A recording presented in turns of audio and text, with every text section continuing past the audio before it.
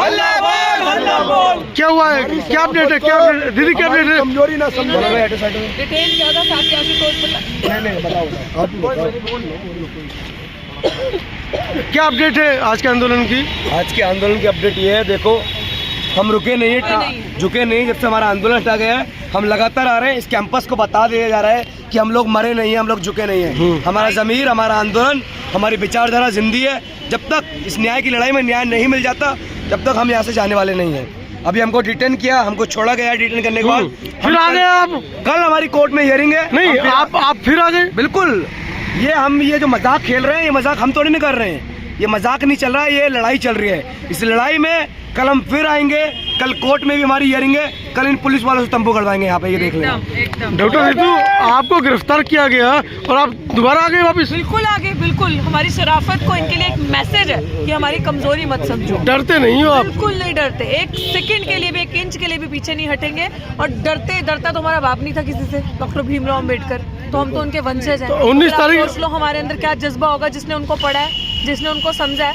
19 तारीख को आप सबको, आपके चैनल के माध्यम से मैं कहना चाहती हूँ, जो बंद ताले हैं इस दिल्ली विश्वविद्यालय के लिए, वंचितों के लिए, शोषितों के लिए, वो सब खुलवाए जाएंगे और इनकलाब होगा, नीली क्रांति होगी। आप सब देखो। मेरी रिक्वेस्ट है, खाली मीडिया कवर करने जा सकता है, बाकी कोई साथी उस तरफ ना जाए। ये आप कैप्चर करें अपने, आपको दिखना चाहिए कि धारा 144 5 मीटर की या 10 मीटर की दूरी पे आरएसएस की वहाँ शाखा चल रही है। आप उसको कवर करें। और हमारे लिए कानून दूसरा है, हमारे लिए 144 धारा लग जाती है और उन लोगों के लिए 144 धारा नहीं है। तो आप हमें बताएं, हम लोग यहाँ पे आज हमारे प्रोटेस्ट को 141 डेज हुए हैं एंड प्राउडली अम्बेडकरवादी खड़े हैं, इनकी छाती पे चढ़ के खड़े हैं। ये है बिरसा फुले अम्बेडकर की ताकत। और हम क्यों खड़े हैं, मैं आपको ये चीज बता दूं।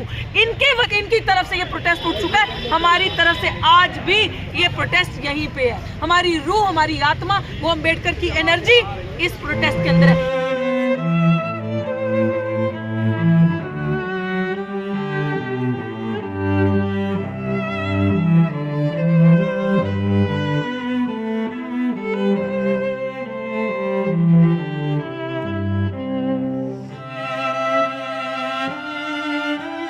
और अभी कुछ ही देर में हमारे एडवोकेट साहब, हमारी पूरी लीगल टीम पहुंचने वाली है।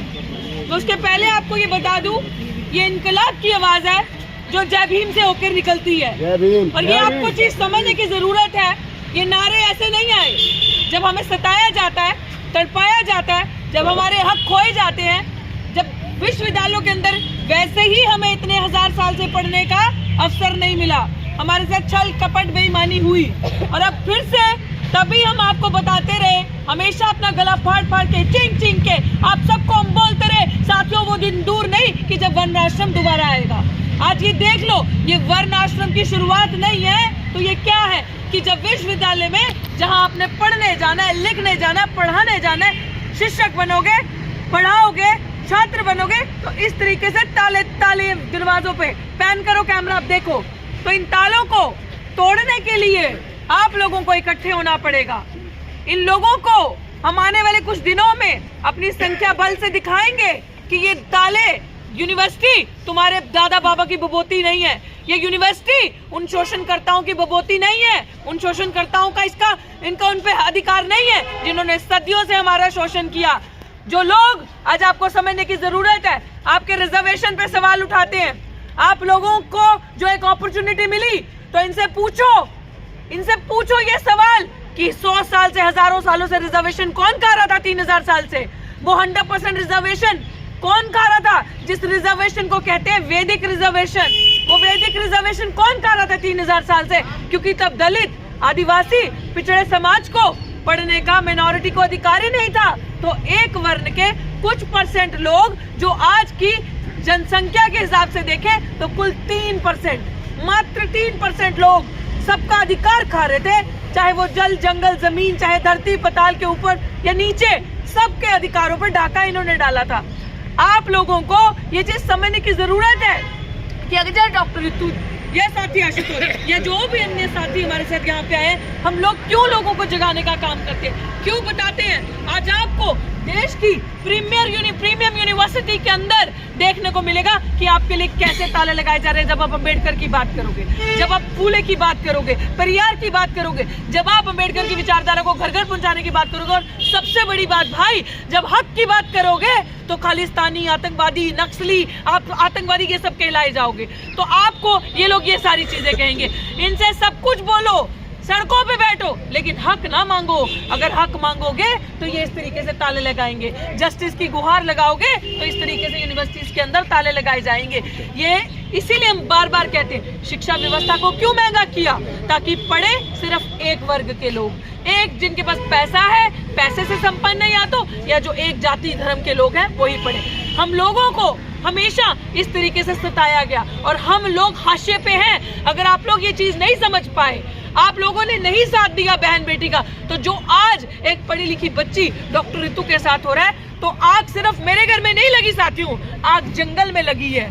आज मेरा घर है, कल आपका घर होगा, फैसला आपको करना है। हमने तो कब्रिस्तान में उनकी भी कब्रें देखी थी जो ये कहते थे हक की बात करेंगे तो मारे जाएंगे, वो लोग भी उसी कब्रिस्तान में थे। तो ये फैसला आपको करना है। 19 तारीख को आने वाली आपने ये चीज समझनी है कि दिल्ली विश्वविद्यालय में जो आपके लिए ताले बंद हैं, उन तालों को अपनी संख्या बल से, अपने पीसफुल प्रदर्शन से, संविधान के तरीके से खोले जाएंगे, ताकि आप सबके बच्चे सर उठा के इस यूनिवर्सिटी में चले। याद है आप सबको, मैंने पहले दिन से आपको ये कहा था कि ये प्रदर्शन, ये धरना डॉक्टर रितु के लिए नहीं है। ये धरना प्रदर्शन उन लोगों के लिए है, आपके उन बच्चों के लिए है कि जो जब इन विश्वविद्यालयों में आए तो उनका इंस्टीट्यूशनल मर्डर ना हो, उनके सिर कलम ना हो, उनके साथ अत्याचार ना हो। इसीलिए ये सारी चीजें हम लोग लड़ते आए ताकि सम्मान से जिए। लेकिन जब हमने हक की, सम्मान की बात करी, अधिकार की बात करी, आप आ जाए, पीछे आओ, पीछे आओ। क्या हुआ, क्या बोला?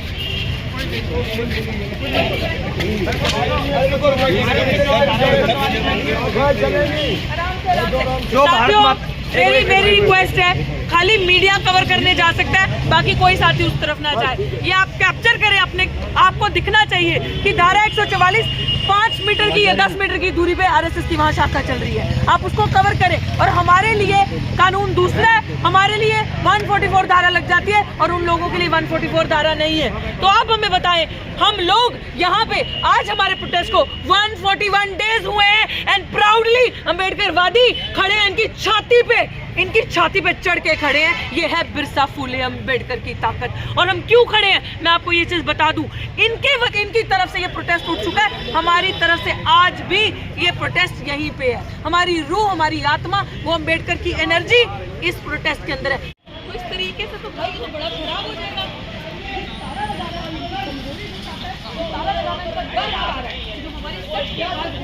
दिखा रहा है, क्योंकि हम तो बताएंगे ना गैर संवैधानिक क्या है, हम तो बोलेंगे ये नोटिस असंवैधानिक है, ये नोटिस गैर कानूनी है। आप, मैं बार बार कहती हूँ, वो डर नहीं है। तो आप मेरे सामने खड़े हैं ना, मैं संविधान के तरीके से खड़ी हूँ, मेरा संविधान मुझे अधिकार देता है, इसके बाप की जमीन है किसके बाप की यूनिवर्सिटी है। मेरी यूनिवर्सिटी में यहाँ से पढ़ी हूँ, पढ़ाती थी, इलीगल तरीके से निकाली, खड़ी हूँ यूनिवर्सिटी में। अब आप मुझे ये बात करें, अगर आप किसी पुलिस ऑफिसर, किसी को मुझसे कोई बात करनी है तो मुझे नोटिस देगा, तो बात करेगा, ये सीधे उठ के यहाँ पे तहस नहस